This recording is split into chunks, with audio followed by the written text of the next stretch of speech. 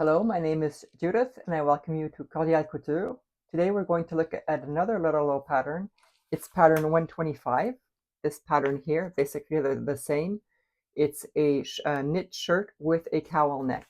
And the reason why I chose this pattern is because I have this fabric that I also bought at Cube Tissu, which is as you see, it's rather see-through. And one of the options I had was to either line the shirt I was going to make or to wear a tank top below it. And tank tops usually have a round neck on them, and I didn't want to have a neckline here and see the round neck. So I thought that a cowl neck would probably solve the issue, or there's more fabric in front, and then that hides that round from the tank top. So I'm going to turn the camera angle and we're going to look at the pattern details. So here we have our pattern. We basically have the same basic top here with the cowl neck. What changes is this one has a short sleeve and it's got a different fabric inserted here, and on the bottom it's got a small band of fabric here, and then it's got a slit on the side. It's open, versus this one which has a long sleeve and has a solid band all the way down to the bottom on both sleeves and on the bottom of the shirt. So this is the shirt 125 and 123. We see here that we have a special picture, and we have this picture here. And if we look at our glossary here, what it says here is this here is maybe knit fabric or stretch fabric. And then the full figure, this indicates that it's a full figure. Again, and then it indicates a blouse. And then we have the approximate fabric quantity. What I did for the top is I chose this pattern, but I did not put the extra bands here on the bottom of the sleeves nor on the shirt, because my intent was not to wear it outside but to wear it tucked into a pair of pants or into a skirt. So I'm going to turn the pattern around and we'll look at the details here. So on the bottom of the pattern here, this is for the skirt, so we're not looking at the skirt, we're going to focus on the top. Again, it's reminding us it can be for knit or stretch fabric. It's a full figure. And we have the two pictures here of the shirt. If we start by looking at the sleeve this time, I'll just make this a bit bigger. Here we have the sleeve, and remember that the sleeve, we trace it with a bust measurement, so we're going to trace our pattern. This little line here is of course important to put on your pattern and on your fabric to indicate this is the center point that has to be lined up with your shoulder seam.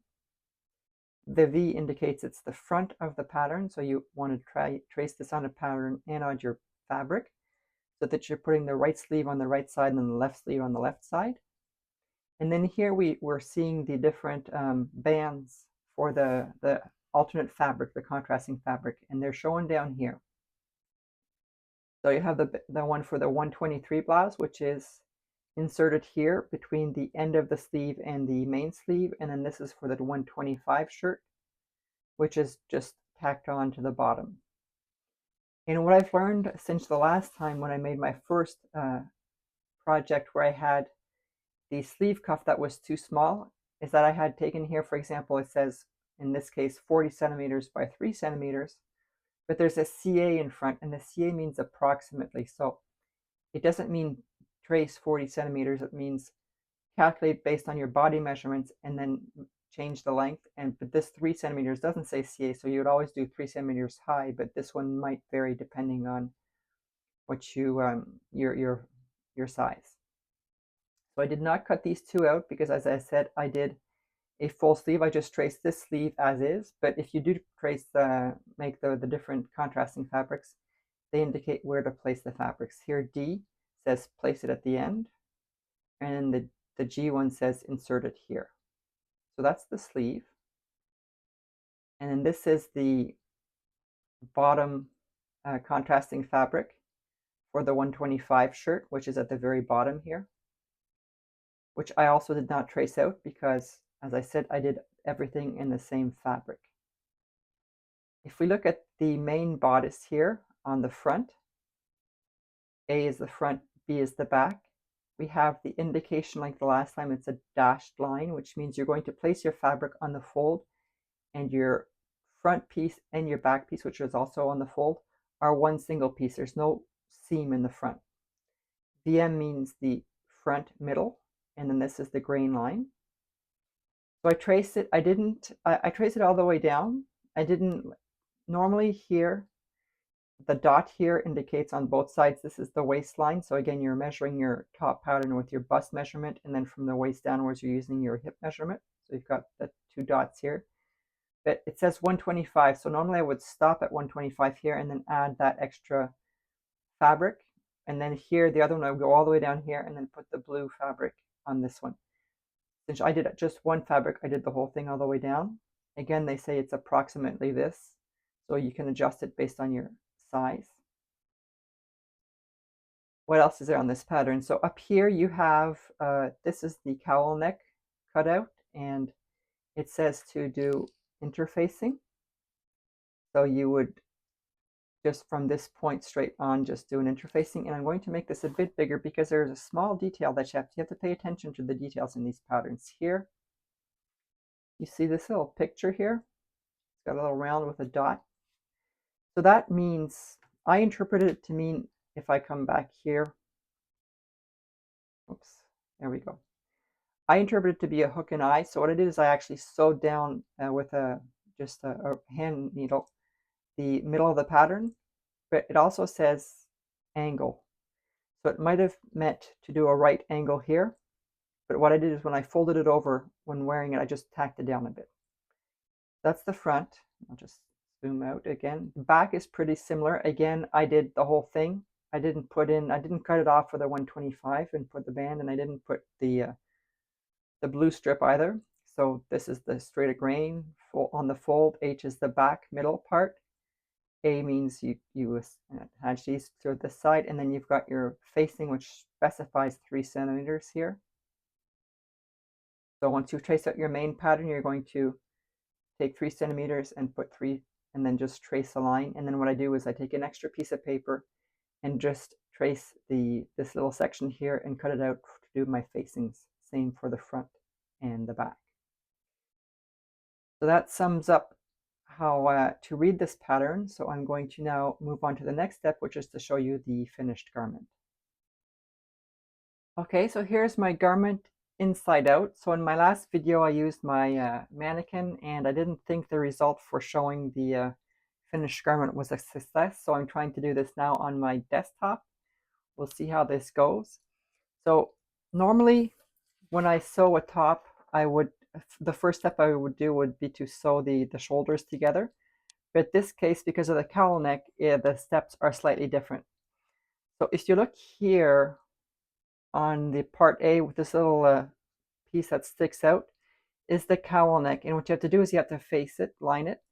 And I didn't do that. I messed up and I didn't have enough fabric. So I didn't line it, and it might be just as well because my fabric is really see-through, but normally you would do that. And what you have to do then is take this little piece here, the flap, and fold it towards the inside of your shirt. So that's the first thing you do, is you take that flap here and you'll fold it to the inside of your shirt, just the front, right? So this isn't sewn together yet, just to the front. You pin it down. You do the same thing on the other side. You're going to fold it towards the back, and pin it down. Then on the back, there's a facing. And normally I put the two facings together, but this one there's only one facing. So I finished the facing, I attached it only to the back side, and then, so that's that. And I did my understitching. And once I had the front and the back, then I pinned them together like this, and then I sewed the sleeves. So it comes out okay in front. So it's different from a regular top. Maybe I could have sewn the sleeves first and then did the rest. Maybe that's another option, I'm not sure, but that's how I went about doing that. And then I sewed the side seams here. And again, before finishing off with the overlock, I tried on the shirt to make sure it was okay. And the cowl neck always sorts of seams too. I did, as I said, I did sew afterwards a small thing here just so that it would stay inside because it's not lined. And then these are my sleeves. So I finished off I attached my sleeves. And here I finished off with my cover lock. I have a cover lock machine, so the sleeves are finished with a cover lock, and so is the bottom of the garment here. I'm going to turn the shirt inside out on the right side so that you see the finished garment. Okay, so I'm basically showing you the neckline, which is the main thing on this shirt. So here is what it looks like from the front if I wear it. And that's pretty much it. So I will put this on and you will see what it looks like on me.